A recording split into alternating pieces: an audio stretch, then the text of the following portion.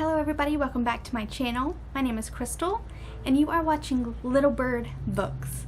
And for today's video, I thought that I would do a book haul. These are all the books that I have purchased, gotten, received through the months of January to June.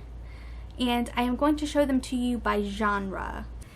The next category I'm going to go into, or the next genre, I'm going to do the 2 romance novels that I have, and then the 3 historical fiction novels that I have. So the first romance novel that I bought, I picked it up because I was just in the mood to read a good romance novel. So I picked up Born in Fire by Nora Roberts. This one is book 1 in the Irish Born trilogy. It follows a lady named Margaret Mary who is a glass blower. She makes like blown glass, like vases and animals and art and things like that. So she is trying to get her glass blown pieces into art galleries to get her name out there in the art world. And a man named Rogan Sweeney takes an interest in her art, but he also takes an interest in her. And of course, you know, there's going to be some kind of romance element where they fall in love, and that's all I really know.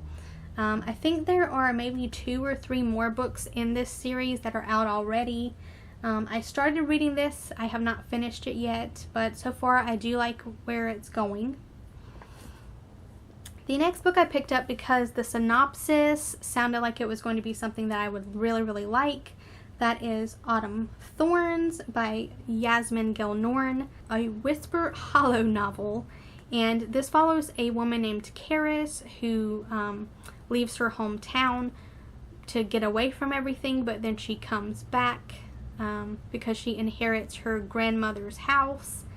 But once she comes back, she also discovers that she has these supernatural powers, and that she is a spirit shaman. And she is a person that has been given the task to push back the dead into their graves. She was told when she was a child that her mother just up and abandoned the family, but it come to find out her mother may have actually been murdered. So she enlists the help of her neighbor Brian to help her discover if her mother was murdered or what actually happened to her mother, and what was behind her mother's disappearance. And of course there's going to be some romance element between the 2 of them. I started reading this and I stopped reading it. It started to get very cringy, and so I don't know if I will pick this back up again and if I will continue to read it.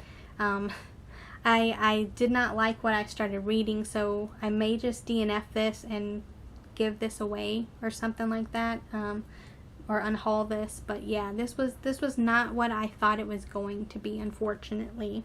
Now I'm going to do my historical fiction novels. I have 3 of those for you. The first one I have is The Fifth Avenue Artist Society by Joy Calloway. This is set in 1891. It follows this woman named Jenny who thinks that she is going to end up marrying her like childhood sweetheart or her like best guy friend, and he actually ends up asking a rich woman to marry him. So Jenny is devastated and beside herself and kind of goes into a depression. Then she discovers the world of the writers and the artists and like painters of that time, and kind of dives into that world. And she falls in love with a man named John. But then her best guy friend from the past resurfaces and comes back into her life. And so then she is torn between 2 men, and she's also torn between 2 worlds. And she discovers that the world of the artists and writers and painters may not be all that it seems, and there may be like a dark underbelly to that world. So that sounded like it was going to be really good. I hope it turns out to be. I do sometimes like to read historical fiction that is kind of set in the Victorian era, because I also have a fascination with the Victorian era as well. So hopefully I like this. The next book I have is The Taster. This is by V.S. Alexander, and this is set in the time of the Holocaust.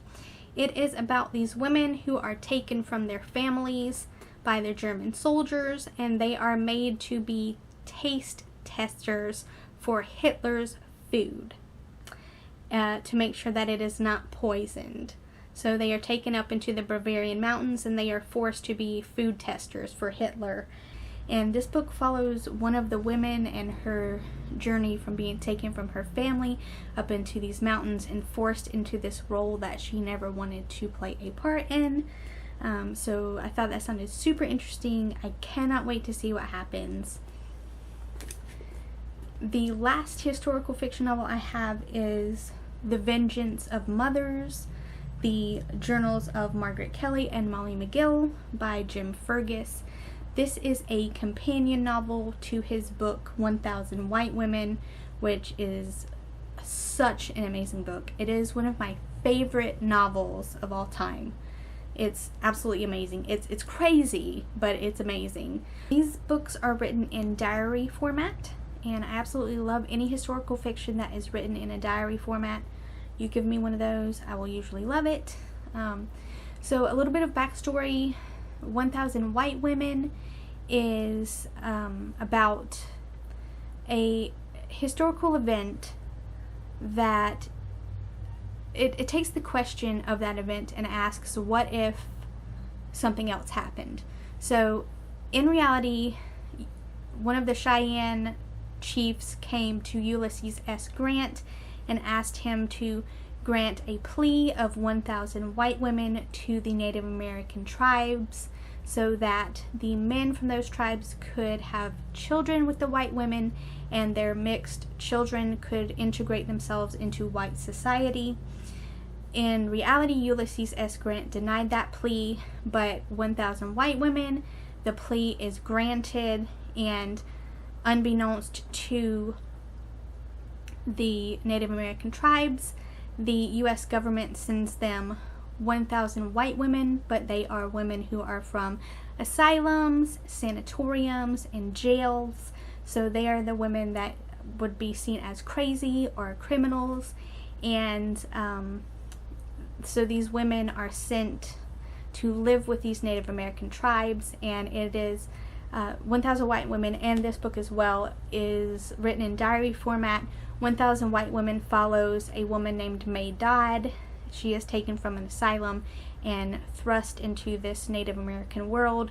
This follows two of the other women that are with her in 1,000 White Women, and the books are about their journeys of being thrust into this world that they don't know and how they are having to cope and learn how to live with the Native Americans. And it also goes into what happens when they are uprooted by the U.S. government when they come in and try to place these Native Americans in the reservations. So super excited about this. This follows two of the other women that are with May Dodd during the 1,000 White Women book. So I cannot wait to read this. I loved 1,000 White Women. It's crazy, it's insane, but so good. And I'm hoping to love this as well. So that is all of my January through June book haul. I hope that you guys have enjoyed it. If you have read any of the titles that I mentioned, please give me a comment down below and let me know what you thought. If you haven't, but you just saw something that caught your eye, please let me know. I hope that you guys enjoyed this video. If you did, give it a like and a subscribe, and I will see you guys all in another video. Bye.